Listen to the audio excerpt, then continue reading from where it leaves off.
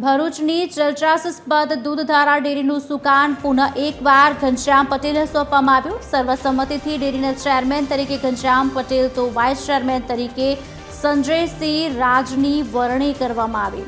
આ પ્રસંગે જિલ્લા ભાજપ પ્રમુખ પ્રકાશ મોદી સહિતના આગેવાનોએ ઉપસ્થિત રહી નવનિયુક્ત ચેરમેન અને વાઇસ ચેરમેનને અભિનંદન સાથે શુભેચ્છા પાઠવી।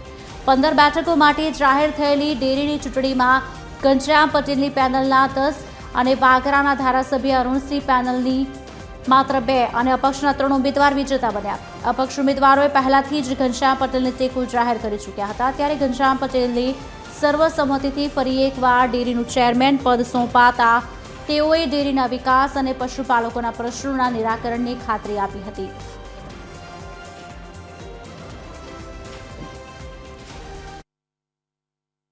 પ્રમુખ પદ માટે આજે જે ફોર્મ ભરાયું છે એમાં ઘનશ્યામભાઈ જીવાભાઈ પટેલ જે ઉમેદવાર તરીકે હાજર થયા હતા અને એક જ ફોર્મ ભરાયું છે એટલે આપણે એમને અધ્યક્ષ તરીકે જે દરખાસ્ત આવી છે એ પ્રમાણે અધ્યક્ષ તરીકે એમને રાખીએ છીએ અને ઉપપ્રમુખ માટે સંજય કુમાર રાજ એમનું ફોર્મ ભરાયું હતું ને એમને ઉપપ્રમુખની ચૂંટણી માટે એ હાજર રહ્યા હતા અને એમને આપણે ઉપપ્રમુખ તરીકે ચૂંટીએ છીએ।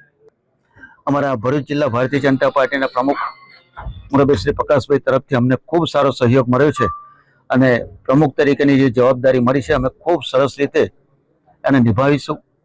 આ પદભાર મળ્યો છે એ આપ સૌની ઉપસ્થિતિમાં કામ કરવાની ભગવાન અમને ખૂબ સારી તક આપે અને ખૂબ સારી શક્તિ આપે એવી ભગવાનને પણ પ્રાર્થના કરું। ઇલેક્શન જીતા પાર્ટીના આદેશ પ્રમાણે પ્રમુખ ઉપપ્રમુખનો મેન્ડેટ આવ્યો અને પક્ષના અમારા નવા વરેલા પ્રમુખ શ્રી જગદીશ વિશ્વકર્મા સાહેબ, અમારા સંગઠનના મહામંત્રી રત્નાકરજી, ભારતીય જનતા પાર્ટીના જિલ્લાના અધ્યક્ષ પ્રકાશભાઈ મોદી સાહેબ અને ભારતીય જનતા પાર્ટીનું જિલ્લાનું સર્વશ્રેષ્ઠ નેતૃત્વ એમને અમારી પર વિશ્વાસ મૂકી અને અમને આ કામ કરવાની જે તક આલી છે એમ બધાને સાથે લઈ દિલથી કામ કરીશું।